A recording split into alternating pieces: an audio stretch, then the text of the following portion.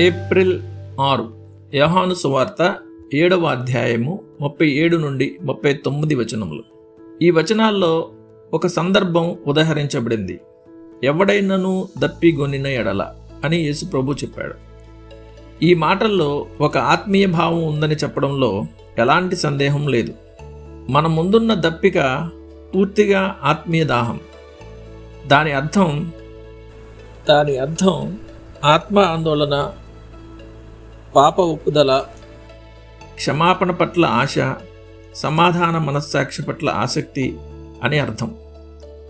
ఒక వ్యక్తి తన పాపాన్ని అనుభూతి నొంది క్షమాపణను వేడుకున్నప్పుడు అది అతని లోతైన అక్కరను, సహాయాన్ని చూపుతుంది గనుక అతడు ఎవడైనను దప్పిగొనిన ఎడల అని ప్రభువు చెప్పిన స్థితిలో ఉన్నట్లు. పెంతెకోస్తు దినాన పేతురు ప్రసంగాన్ని విన్న యూదులు తమ హృదయాల్లో నొచ్చుకున్నారు. నేను రక్షించబడుటకు ఏమి చెయ్యాలి అని పౌలు శీలలతో ఫిలిప్పీ జైలు అధికారి చెప్పిన మాటలు దాని వ్యక్తీకరణకు అర్థం. ఈ రెండు సందర్భాల్లో దప్పిక ఉంది. ఇలాంటి దప్పిక దురదృష్టవశాత్తు కొందరే కలిగి ఉన్నారు. ఒకవేళ అందరూ జ్ఞానులైతే అందరూ దాన్ని అనుభవిస్తారు. ఆత్మలు కలిగి పాపులు, మృతులు, మరణించే జీవులమైన మనం ఒకరోజు తీర్పు తీర్చబడతాం. అప్పుడు నిత్యత్వం పాటు పరలోకంలో కానీ లేక నరకంలో కానీ జీవించే మనం ఇప్పుడు రక్షణ విషయంలో దప్పిక లేని స్త్రీ పురుషులంగా భూమి మీద జీవిస్తాం. అయినా అనేకులు రక్షణ తప్ప ప్రతి ఒక్కదాని విషయంలో మరింత దప్పికను కలిగి ఉంటారు. వారు ఆశించే విషయాలు డబ్బు, సుఖం, ఘనత, కీర్తి, స్వీయ సంతృప్తి.